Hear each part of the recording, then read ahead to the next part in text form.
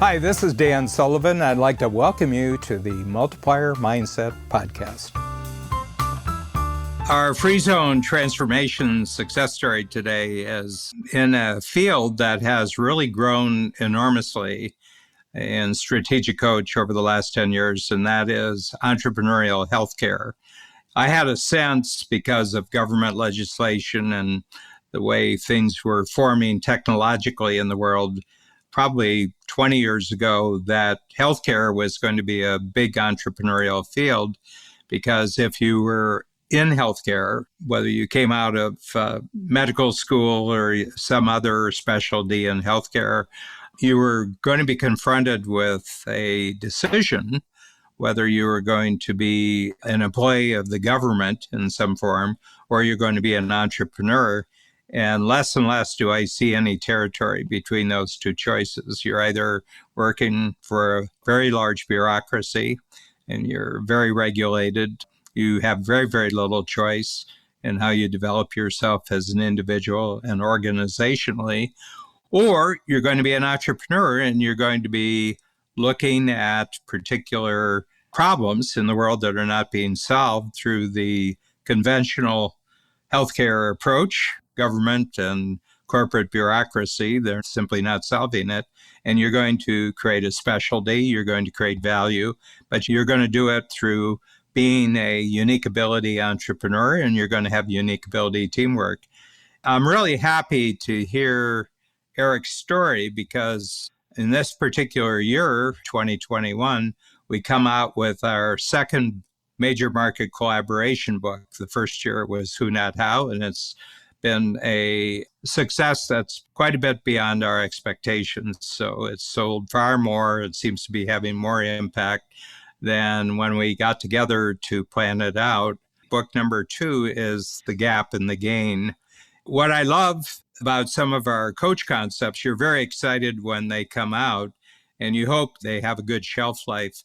But The Gap and the Gain is just one of those that if it's 100 years in the future, it'll have just as much impact and meaning as it did the day it came out. And I remember exactly the morning when that first got diagrammed on a flip chart because someone in our strategic coach program was so deep in the gap that he was starting to negatively impact on the entire workshop. And I had to find some way to cut off the negativity. What I love about Eric's take on the gap and the gain is that he introduced it to his entire team, and he's in the great state of Utah, where we have so many great entrepreneurs. South Jordan, Utah. Eric tells the story that his staff, once he showed them the difference between the gap and the gain, they liked it so much that they challenged him to come up with gap situations so that they can transform it into the gain. We'll show you there's no gap situation that we can't transform into a positive. My name's Eric Roman, and at this point in my life, I just consider myself an entrepreneur.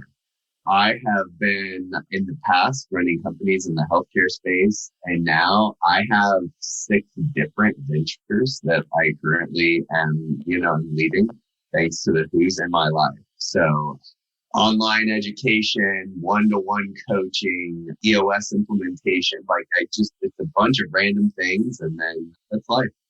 First and foremost, all of the coach tools, and there are many, The Gap and the Gain is the one that I come back to the most.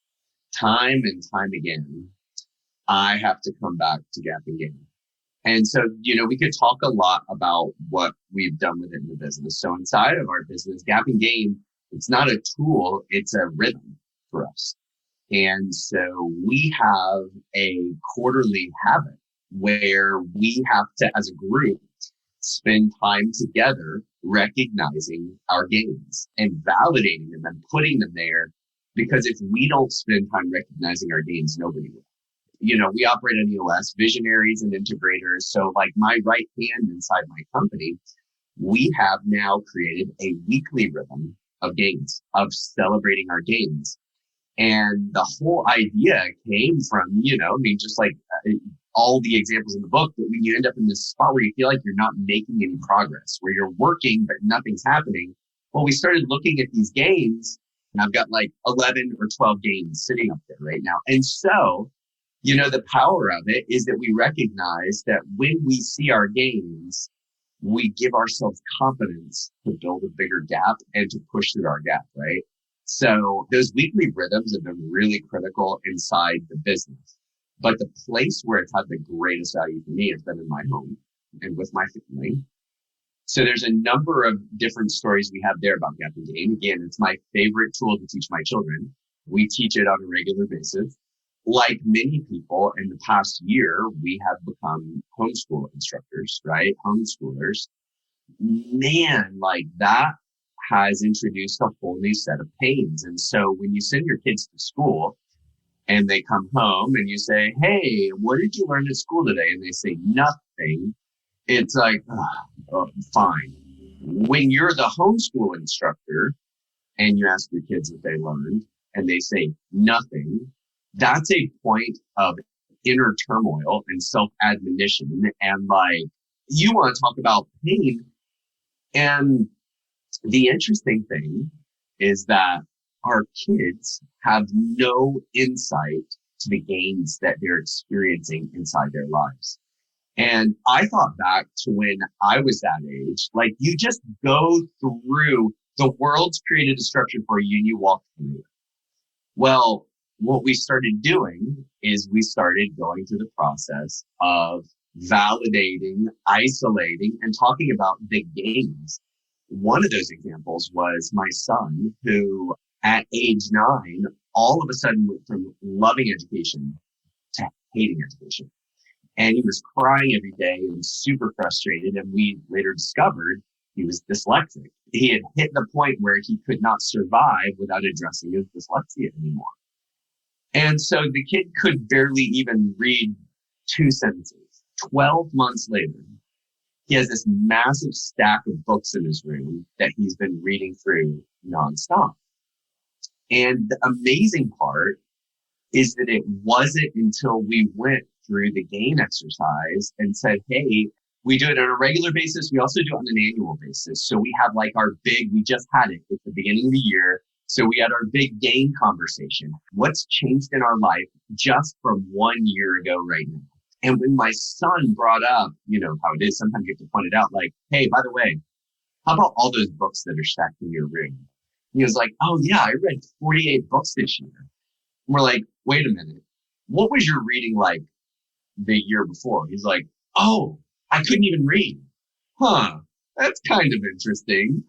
So with all of our children now, we've actually incorporated that into our homeschool routine because it's supported us as parents to help us know that we're being effective in what we're delivering to our kids. But not only that, man, I can't even imagine what I would have done with being able to be aware that I was actually learning when I was learning. Now they have this awareness, even the teeny tiny little gains. That's part of it too. Like we're pushing like, hey, like, what did you not miss today that you missed the last time you took that quiz, right? Like, so just little tiny things, but it's given them power. And so now my oldest daughter, she's 14, and yeah, she was the first one to start getting the Gap and Gain experiment several years ago.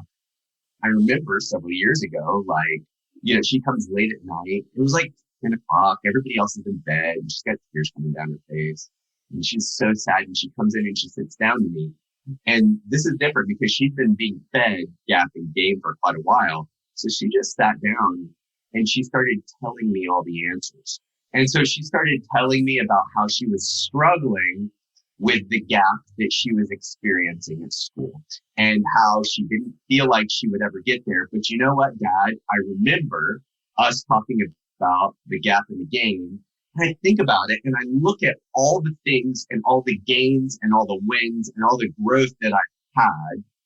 And it just gives me the confidence to know that if I keep gaining that much, I don't have to be worried about this gap because I know I'm going to get there, right? I know that it's okay. And I'm just sitting there. I mean, I remember like 10 o'clock at night, I'm trying to do something. I'm just thinking, am I just receiving all of this? Is all of this happening right now in front of my eyes? So in our home, as a tool for our children to have this confidence to reach for different things in life, because for the first time, they can see the progress that they're making at an early age. I didn't discover it until I think I was 34 or 35. What are these kids going to be able to do with their lives having this tool at 7, 8, 10, and 12? There is no other educational content required here. There's not like a high school degree. It's all there. Part of the entrepreneurial lie, I'm a coach. And so many of the entrepreneurs I work with are living this lie that everything's about what they're doing in their business. It's like, if you split me down the middle, let's talk about this. But the power of so many of the tools, and in particular, in my opinion, more than any other, Gap and Gain, is how universal it is. We are whole people. What happens at home doesn't stay at home. It goes with us when we're at work. What happens in our business doesn't stay there either. It goes with us at home. That's actually what life is all about. It's about being connected to things that are occurring. And the Gap and Gain is the most powerful tool to be able to harness and leverage that power no matter what point in your life. Couple of years, it'll be 50 years since I started coaching entrepreneurs. And I've just met so many talented, ambitious, creative entrepreneurs who achieve enormous breakthroughs, who create great value, but they never get any reward for it because they're always measuring themselves, their achievement, against an ideal which is not achievable. So it doesn't matter how successful they are, how much of a role model they are to the outside world. People admire them, but they don't get any reward for that. And that's simply because of the way they measure. And I think with the Gap and the Gain concept, we've shown that you can never measure forward against an ideal. You can only measure backwards against where you started. Even if it's not exactly what you thought you were going to achieve, it's positive. You feel like you've made progress. You feel like you're growing. And it puts you in a position where you're even more excited to even take on greater goals and achieve greater progress.